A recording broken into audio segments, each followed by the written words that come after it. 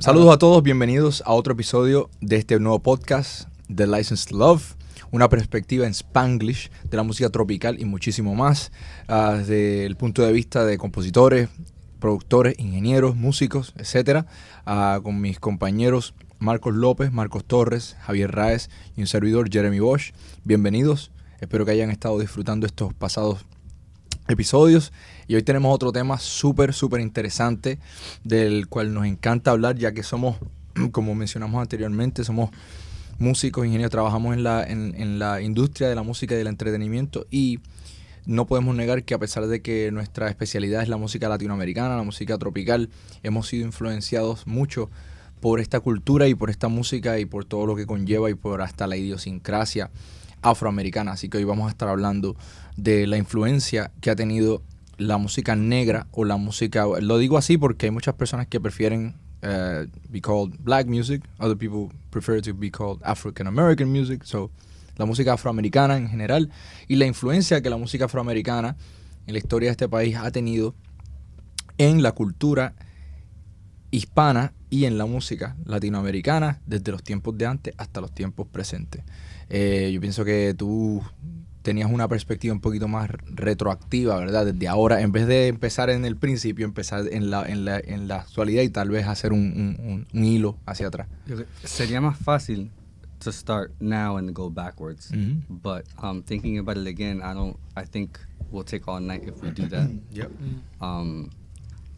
Maybe with American music, we can start with the idea of New Orleans and the mixing of Creole music with jazz there.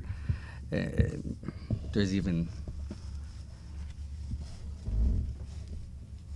you have to start at the slave trade, right? If you're going to start with Western music and where our music is now, a large part of it starts with the slave trade. Usually the people that are oppressed feel they need to express themselves in another way more than people that aren't necessarily oppressed, and they find ways of voicing passions, frustrations, sadness, love, and way too much of a deep concept. But still, the roots of a lot of what we consider the Western Hemisphere music, I think, start there. Right. We need somebody way more qualified. I'm not going to pretend to know anything about that. I think we've all studied that a little bit here or there. Lopez and I are part of a larger project with Damon Grant and Discussions and Percussion podcast, where we're trying to get the right people together to put that story together.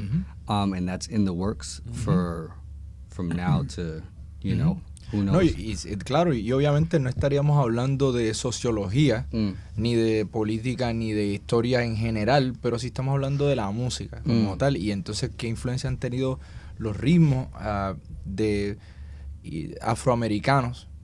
Y los digo afroamericanos porque si nos vamos de vuelta a África, pues entonces ya ahí hay una raíz en común que tenemos, ¿verdad? Cuando los colonizadores traen africanos, ¿verdad? Esclavos, los traen no solamente a Estados Unidos, sino los traen a nuestros países caribeños. Entonces ahí hay ya existe una raíz en la cual interconectamos cientos de años luego en la ciudad de Nueva York y en New Orleans, como tú mencionas, en otras partes, ¿verdad?, de Estados Unidos. Y es verdad, o sea, hay tanto, especialmente viniendo de ustedes dos, que son percusionistas, que han dedicado su vida a tocar un instrumento que fundamentalmente viene del África. O sea, literalmente ustedes, su trabajo es darle cantazo a algo con su cuerpo o con algo que está aguantando su cuerpo. Es pero como que uno de varios trabajos. La percusión, exacto, además, uno de varios trabajos. Además del vocal, como decimos, el género is dictated by what the drums are playing. Yes, the bass too, because there's a syncopation there and a lot of things, but for the most part, guitars and keyboards or piano type instruments usually are comping in the same ways in a lot of different genres.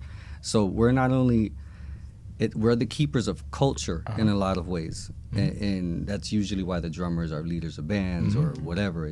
We're keepers of culture, of time, which is a huge thing. Also culturally speaking and healing speaking, and I think a music therapist can better explain how the rhythmic aspects of music are healing and how each culture responds to certain rhythms and again, deep ends that we aren't qualified to talk about, but there's something there. Yeah, so the percussionists are I think are like the keepers of things like that, and which is why when we talk about salsa, a genre we know well, the keepers of traditions tend to be Tito Puente, Dandy, and even now Bobby Allende has been the guy who's directed this band and that band and that. You know what I'm saying? It's always the guys who the buck stops here with. For instance, let's say there's a question on something in Spanish Harlem. Who does Oscar go ask for? Whatever. I'm sure he talks to Luisito and George Delgado. Yeah, the percussion, yeah. Yeah, like, does this feel right? Right. You know, things like that ultimately have to go through the percussionists, and that's a cultural thing. It's just it feel right to you, but does it feel right to the history of who we are, which is crazy. The percussionists end up having to hold that together. But I think we have those conversations all the time when we're recording. It's like, yeah, this musically makes sense, but does it feel like something that happens in our culture, in our style of salsa? Sí, right? y hablando de percusión, que tú tienes, lo diste en el clavo, o sea que el fundamento empieza siempre en el tipo de percusión que se toca en una música y eso determina la cultura de esa música. Hablando de percusión, yo pienso que si uno se va atrás en la historia del siglo pasado, ustedes dirían que fue un percusionista el que trajo una innovación, o sea... Hey, ¿te gusta el contenido que estás viendo? ¿Te gustaría mantenerte al día con todo lo que está pasando? Pues te invito a que te suscribas a mi canal. Simplemente oprime la campanita para recibir notificaciones cada vez que publiquemos nuevo contenido. Ahora, de vuelta a la conversación. ¿Cuán grande es Chano Pozo en ese puente entre la música negra y la música latina? Bien grande. O sea, cuando dice la música negra, el jazz es música afroamericana. Nace de unos fundamentos afroamericanos y Dizzy Gillespie, un afroamericano, se vuelve uno de los grandes embajadores del jazz y de la música, como le decía Duke Ellington, la música clásica americana del siglo XX, que era el jazz.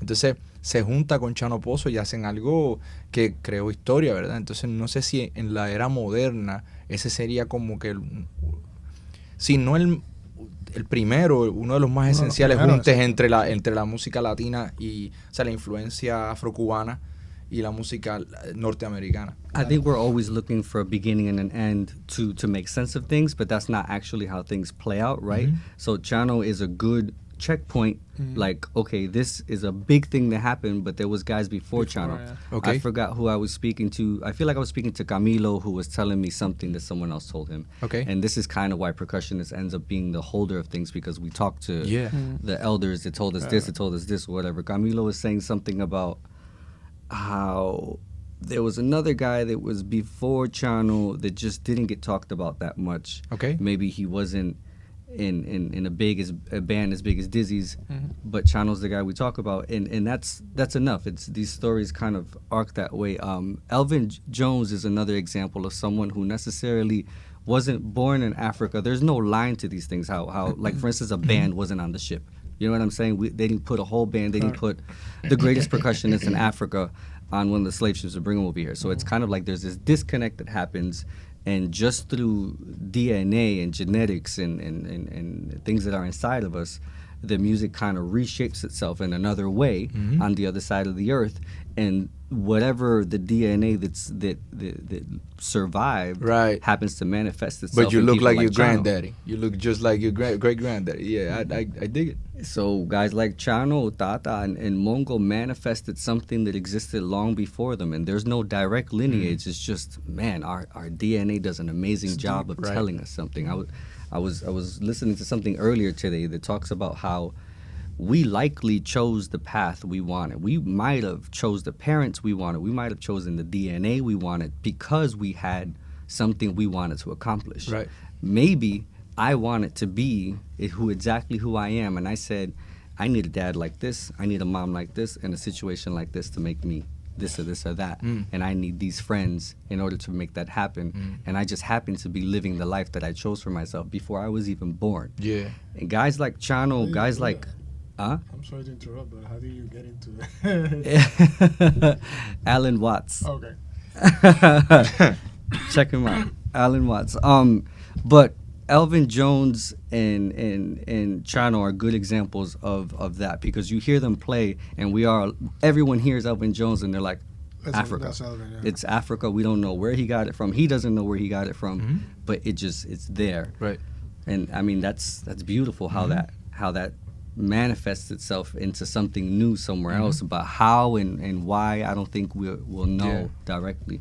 Sí, yo estaba pensando también que, o sea, ya cuando uno pasa esa época y uno ves todos estos jazzistas, ¿verdad?, afroamericanos colaborando con músicos y compositores. Bueno, tú ves a, ¿cómo se llama? Juan Tisol. Juan Tisol con compositor con Caravan, ¿verdad? Con Duke. Entonces, como que ya tú ves latinoamericanos colaborando con afroamericanos y con compositores y percusionistas con músicos, etcétera. Entonces, after a long break. Estábamos hablando de los diferentes músicos en la era del jazz, en los 50, en los 40, los 50, los 60. Entonces tú ves la influencia y las colaboraciones entre grandes músicos latinoamericanos. Habían records donde tú veías los créditos de jazzistas y decía un percussion, y decía Rey Barreto. O sea, hay Patato, Valdés, Candido con Tony Bennett. Con Tony Bennett, exacto. I met a guy who was actually Puerto Rican, but he grew up in the black community. He played with Nina Simone. He was a percussionist for Nina Simone. He's still alive. I'm trying to remember his name right now. Dope. It's gonna come back to me. Shout out to him. Nice. Yeah, but I'm gonna remember his Shout name. out to Nina In Simone, those yeah. situations, But- though, imagine like that, the drummer of that band hanging out with the percussionist of that band, and the things they teach us. We don't think it's significant. I'm sure they didn't think it's significant at the time, but those sort of hangs, Right. with Johnny Pacheco playing the late night shows, hanging out with I don't know, Ed Shanahan. I have no idea who was playing drums at the time. Oh, Bob Rosengarten. Beautiful. Right. Who did Mario Balsa play with? Was it Count Basie? Before like they started the Machito band? No, That's he a good played with question. Chick Webb. Okay. Bueno. The same way rock and roll came out of the blues, it came out of jazz, right? The whole whatever. It's, I mean, these guys. I would love to be a fly on the wall of watching. What was Clyde Stubberfield's questions? James Brown's drummer, when he hung out with percussionists, what were those conversations like? Yeah. You know what? And why is it that his way of playing funk also felt like Africa? Yeah. Why is it that the shuffle always feels like a 6/4 thing? Why is it there's always that sort of thing that makes the circular 4 thing feel more human? And I don't know. There's way more questions, I think, than answers, but there's something that always manifests itself. Yo me acuerdo que una vez en Berkeley estaba Philip Bailey, el cantante de Earth, Wind & Fire, y me acuerdo que agarró el timbal, hizo un solo del timbal en su show. Y, ¿tú estabas tocando con Pablo, percusión? sí, Qué brutal, o sea, y Philip Bailey agarró el timbal y toca conga, guapió y todo. Entonces, siempre las dos culturas se han unido siempre. En cada época. Desde los trends, quizás desde los 20, desde la primera inmigración de los puertorriqueños, whatever, como que los boleros han sido bien influenciados por la cultura afroamericana, ¿no? Toda la cultura, el rock psicodélico de los 60 en Puerto Rico, en Argentina, en Chile. Boogaloo. La música, el Boogaloo. Exactamente. La música de Brasil, como que todo siempre ha estado interconectado por años. Hola familia, si quieres ver el resto de este video, te invito a que te unas a la ganga de Patreon. Allá vas a poder tener acceso a cambio de tu suscripción de tan solo $5 al mes de contenido online exclusivo, llamadas por Zoom, descuentos para mercancía, quizás hasta VIP y backstage passes para el soundcheck y hablar con los músicos después de nuestros shows en vivo, entre muchísimas otras cosas. Así que muchas veces nosotros nos suscribimos a cosas que ni siquiera usamos, a gimnasios que no vamos. ¿No sería mucho mejor suscribirte y apoyar la música de un artista que sigues y que amas? Bueno, una vez más y de adelanto, te doy las gracias por ver este video en YouTube y por unirte a nuestra familia de Patreon. Nos vemos por allá.